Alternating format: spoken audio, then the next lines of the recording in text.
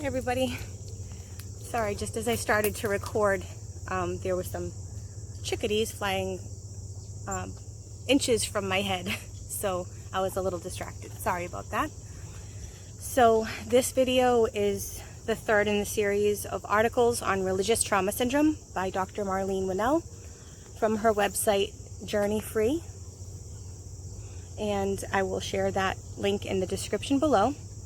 This article is entitled Trauma from Leaving Religion.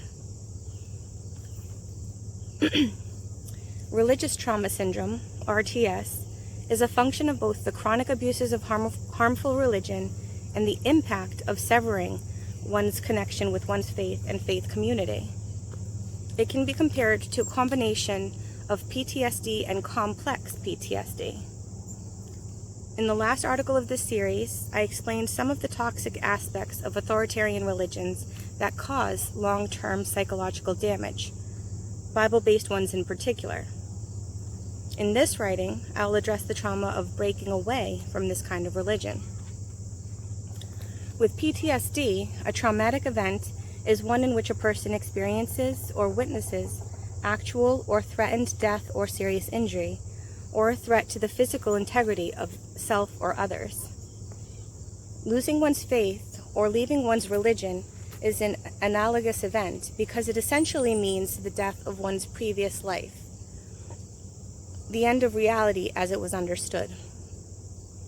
It is a huge shock to the system and one that needs to be recognized as trauma. What it means to leave. Breaking out of a restrictive, mind-controlling religion is understandably a liberating experience. People report huge relief and some excitement about the new possibilities. Certain problems are over, such as trying to twist one's thinking to believe irrational religious doctrines, handling enormous cognitive dissonance in order to get by in the real world as well, and conforming to repressive codes of behavior. Finally, leaving a restrictive religion can be a major personal accomplishment after trying to make it work and going through many cycles of guilt and confusion. However, the challenges of leaving are daunting. For most people, the religious environment was a one-stop shop for meeting all their major needs: social support, coherent worldview, meaning and direction in life, structured activities, and emotional or spiritual satisfaction. Leaving the fold means multiple losses, including the loss of friends and family support at a crucial time of personal transition. And then add to that, currently, the environment, the health environment, with social distancing, having to wear face masks, and the strict rules of to limit in-person gatherings. This makes it even all that much more difficult when being separated from our social community. Consequently, it is a very lonely, stressful life event. For some people, depending on their personality and the details of their religious past, it may be possible to simply stop participating in religious services and activities and move on with life. But for many, leaving their religion means debilitating anxiety, depression, grief, and anger. Usually, people begin with intellectually letting go of their religious beliefs and then struggle with the emotional aspects. The cognitive part is difficult enough and often requires a period of study and struggle before giving up one's familiar and perhaps cherished worldview. But the emotional letting go is much more difficult since the beliefs are bound with deep-seated needs and fears, and usually inculcated at a young age. Making the break is for many the most disruptive, difficult upheaval they've ever gone through in life. To understand this fully, one must appreciate the totality of a religious worldview that defines and controls reality in the way that fundamentalist groups do. Everything about the world, past, present, and future, is explained. The meaning of life is laid out. Morality is already decided. Individuals must find their place in the cosmic scheme in order to be worthwhile. The promises for conformity and obedience are great, and the threats for disobedience are dire, both for the present life and the hereafter. Controlling religions tend to limit information about the world and alternative views, so members easily conclude that their religious worldview is the only one possible. For example, the Jehovah's Witnesses call their religion the truth. That's it. Everything else, according to the Jehovah's Witnesses, are lies. And that's very isolated and insulated for those that are being indoctrinated under this teaching or understanding.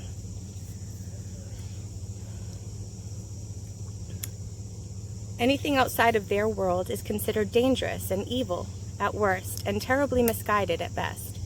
So leaving this sheltered environment is bursting a bubble. Everything a person has believed to be true is shattered. Some commenters state, "My foundation has truly dropped out from under me.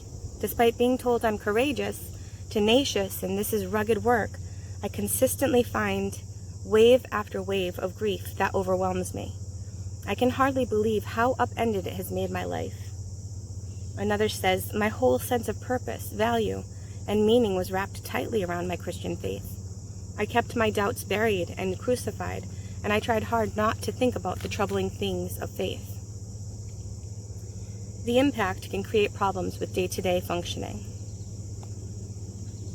There is a section on shattered assumptions framework.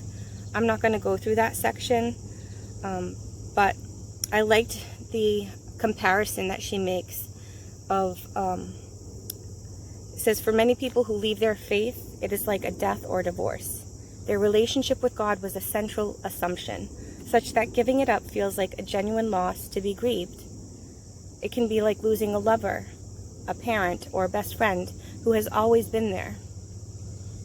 In my personal situation, my mom used to always refer to me as her best friend.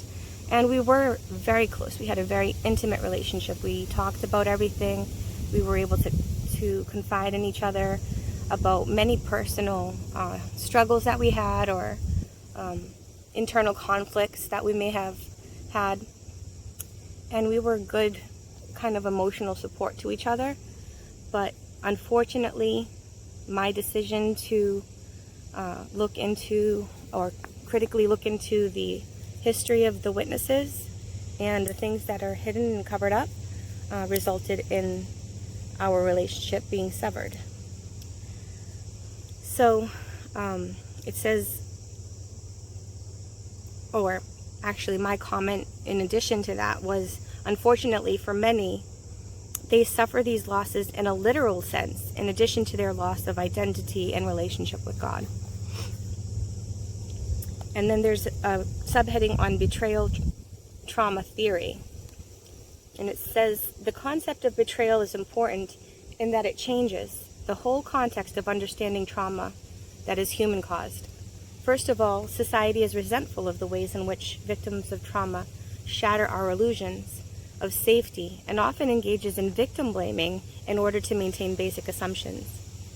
Secondly, and especially in the case of complex PTSD, which refers to ongoing repeated abuse, it makes a huge difference to shift the focus to relational issues.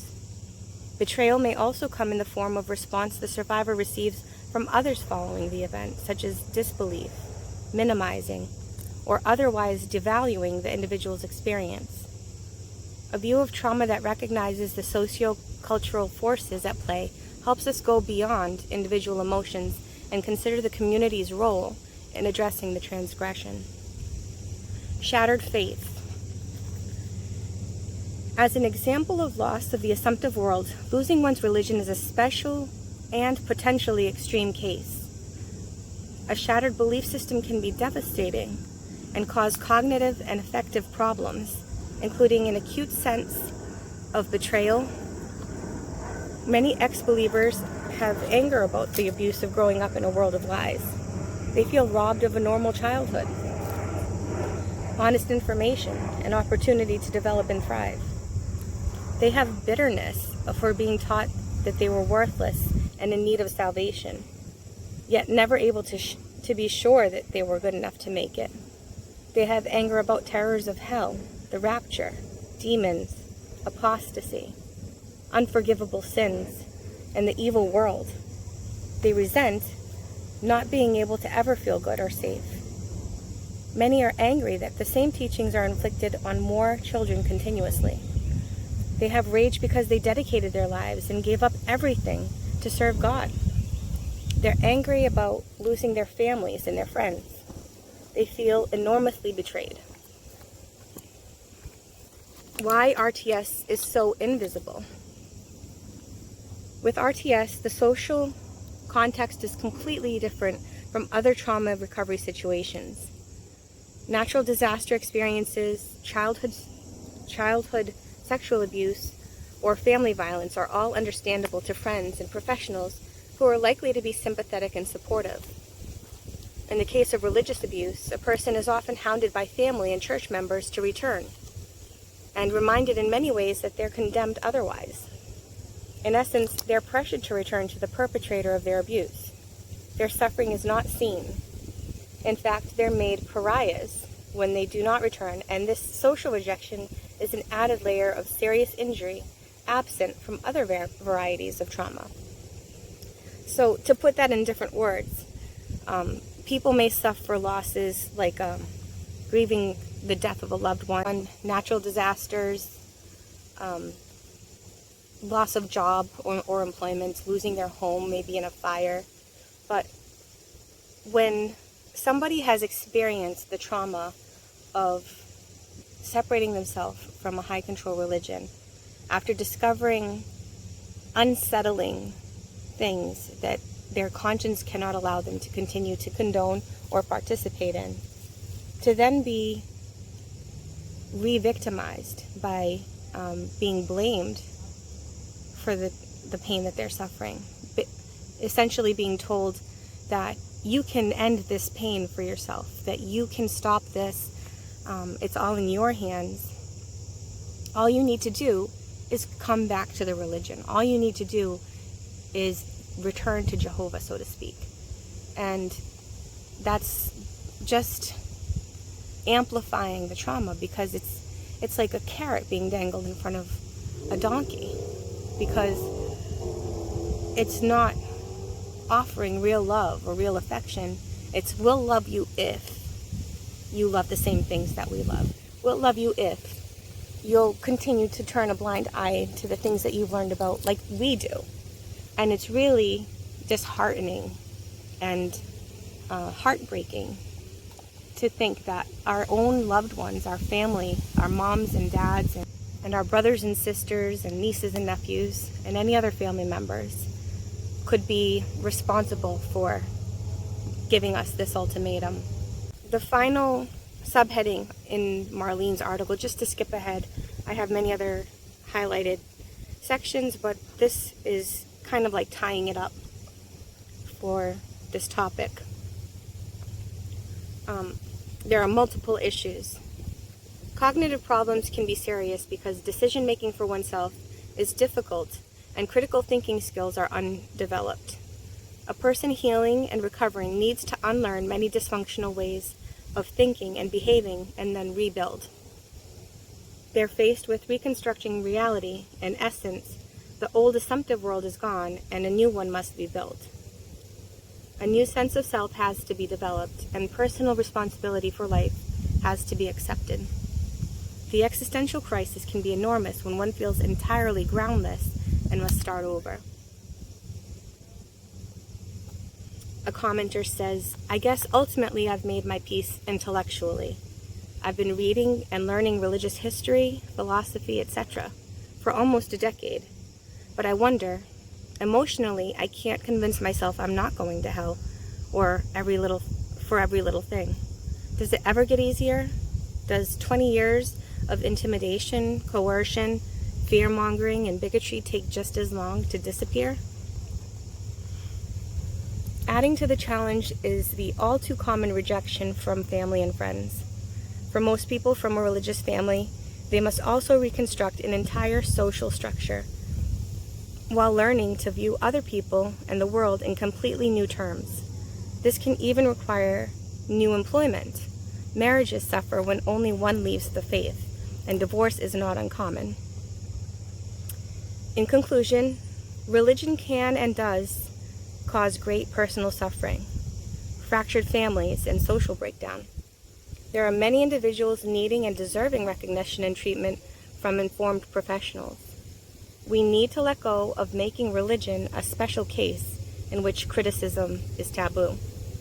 It is our ethical responsibility to be aware and our human obligation to be compassionate. Those are really beautiful closing words by Marlene Winnell on this topic. And I myself embrace the idea of making more people aware of the severity of religious trauma and finding the resources that they need to recover and to heal from the pain that's caused by that. And also informing the medical community, the psychological community, and even the religious communities on the best way to properly handle these types of situations, including families, and how families should really treat their loved ones when they choose to exit these high control religions and groups. So again, I'm going to put the link to Marlene's website in the description below. Her website is called Journey Free at journeyfree.org, and she has multiple articles, including the 3 that I just reviewed, many resources, including her book Leaving the Fold, videos, and even crisis information, plenty of other helpful tools and information for those who are struggling with the trauma of exiting their high control religions and groups, especially the fundamentalist religions. So once again, I hope that you enjoyed this topic and these videos. I look forward to reading your comments and your feedback, and I hope that you enjoyed the setting that I chose to make the video. I always love finding new kind of peaceful spots to share with you guys. I'm going to turn the camera around so I can kind of give you a panorama of what I'm surrounded by, so you can maybe imagine yourself here with me and taking in that peaceful environment. So